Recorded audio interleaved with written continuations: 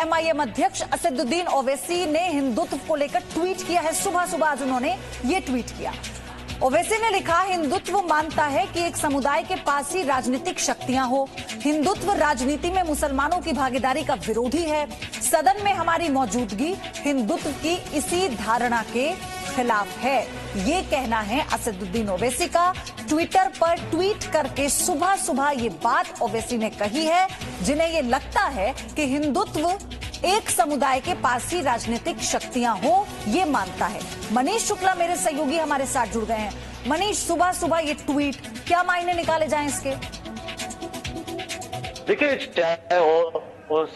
ओवैसी का हो या हामिद अंसारी का हो, अगर आप इनके कमेंट्स को देखिए तो शुरू से अगर आप हामिद अंसारी को देखें तो 2014 में जिस तरीके से प्रधानमंत्री नरेंद्र मोदी एनडीए की जीत हुई, सरकार बनी, उसके बाद से उन्होंने ये स्टेटमेंट देना शुरू कर दिया कि इस देश में इनटॉलरेंस बढ़ गया है और कहीं ना कहीं जो धर्म है खतरे में है, और कई लोगों को लगता था कि उनके लिए यहाँ रहना मुश्किल हो गया है। ओवैसी की अगर बात करें तो जो खुद अपनी एक रीजनल पार्टी जो बना रहे हैं, जो धर्म की राजनीति कर रहे हैं, जिन्होंने हमने देखा कि किस तरीके से बिहार के इलेक्शन में भी किस तरीके से पोलराइज कर रहे हैं, सिर्फ का फोकस मुस्लिम वोट पर है। अगर वो इस तरीके की बातें कर रहे हैं तो हैरान करने की बात है, क्योंकि जो जिस तरीके से वो इशारा कर रहे हैं बीजेपी को आरोप लगाने की कोशिश कर रहे हैं, हिंदुत्व के ऊपर अटैक कर रहे हैं, दरअसल कहीं ना कहीं उनको खुद को अपने अंदर झांकने की जरूरत है कि वाकई क्या वो इस तरीके के पॉलिटिक्स कर रहे हैं। नहीं तो पहले भी लगातार है स्टेटमेंट देते रहे हैं, तो ये एक स्टेटमेंट है, क्योंकि ओवैसी अपनी जमीन बनाने की कोशिश कर रहे हैं कि स्टेट में इलेक्शन लड़ रहे हैं। उनका जो फोकस है वो पूर्ण तरीके से मुस्लिम वोटर्स पर है, और इसी वजह से आने वाले टाइम में जिस तरीके से उनको बिहार में जो सफलता मिली है, उनको सीट्स मिली उनके पार्टी को, वो इनकैश करना चाह रहे हैं आगे जो स्टेट इलेक्शन है, ताकि वो पार्लियामेंट के अंदर उनकी पार्टी आने वाले टाइम में मजबूत स्थिति में बन रहे। और इसीलिए बार बार चाहे हिंदुज्म हो या हिंदुत्व हो, उसको वो टारगेट कर रहे हैं। और उनका जो टारगेट है कहीं ना कहीं वो पॉलिटिकली मोटिवेटेड है, क्योंकि उनको मालूम है कि वो एक लॉजिकल बात नहीं कर रहे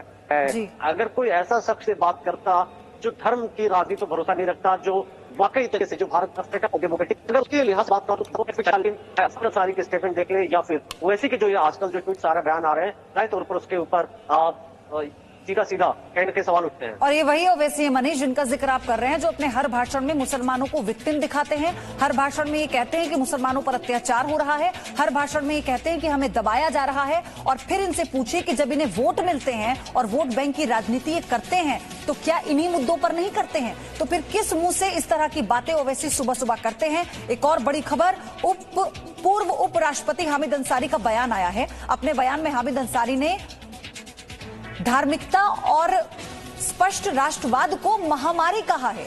हामिद अंसारी ने कहा कि एक महामारी के रूप में कोविड-19 काफी खराब है, लेकिन इससे पहले हमारा समाज 2 अन्य महामारियों, धार्मिकता और स्पष्ट राष्ट्रवाद का शिकार हो गया है। पहले असदुद्दीन ओवैसी का ट्वीट और अब हामिद अंसारी का ये बयान। मनीष, ओवैसी की बात हम इसलिए कर रहे थे, अपनी पार्टी को उन्हें मजबूत करना है, धर्म कार्ड वो खेलते हैं, लेकिन हामिद अंसारी पूर्व उपराष्ट्रपति रहते हुए अगर वो इस तरह का स्टेटमेंट देते हैं तो फिर इसे कैसे समझा जाए? देखिए, अगर वही आपसे पहले बात कर रहा था कि हामिद अंसारी का सबसे पहले जो स्टेटमेंट आया जब 2014 में एनडीए सरकार में आए, प्रधानमंत्री नरेंद्र मोदी बने, और उसके बाद से लगातार वो चाहे वो पब्लिक मंच हो, चाहे उनकी किताबें हो, या इस तरीके का स्टेटमेंट देना हो, लगातार उन्होंने अटैक किया। उन्होंने ये कहा कि अब जो है भारत में रहना मुश्किल है। कहीं ना कहीं उनका इशारा था कि देश के अंदर कट्टरता बढ़ रही है, हिंदुज्म को लेकर के उन्होंने तमाम ऐसी बातें कही, और वो पहली बार नहीं है। और उनके अगर आप लीक में देखें, उनकी सपोर्ट में कई ऐसे जो इंटेलेक्चुअल्स हैं जो लगातार चाहे वो लेटर लिखते रहे या बातें करते रहे। और एक बड़ा ग्रुप है ऐसे लोगों का जिनको ये बात पसंद नहीं आ रही कि किस तरीके से प्रधानमंत्री नरेंद्र मोदी की पॉपुलैरिटी बढ़ रही है, या फिर जो पूरी दुनिया भर में से सफल है। और ये बातें कहते हैं, इसका बातों का काफी असर होता है, क्योंकि इंटरनेशनल फोरम पे चूंकि उपराष्ट्रपति रह चुके हैं, काफी बड़े सम्मानित यहाँ पर उनका एक रुतबा है। और ऐसा शख्स अगर इस तरीके की मनीष, ऐसे समय में ये स्टेटमेंट आना, ओवैसी की बात कर लीजिए, हामिद अंसारी की बात करिए, कि जब हम ये कहते हैं कि हम चीन को करारा जवाब दे रहे हैं, एक तरफ हम ये कहते हैं कि पाकिस्तान हमसे डरा हुआ है, एक तरफ हम ये कहते हैं कि हम अर्थव्यवस्था को पटरी पर लाने की पूरी कोशिश करेंगे क्योंकि हम इस महामारी से गुजर रहे हैं। ये वो लोग जिनके पास शायद कोई मुद्दा नहीं है, ये वो लोग जिनसे अवार्ड वापसी गैंग प्रभावित होता है, और ऐसे में कोई एक स्टेटमेंट दे देना और सुर्खियों में आ जाना, जिन्हें कोई पूछ नहीं रहा, जिनकी कोई बात नहीं कर रहा।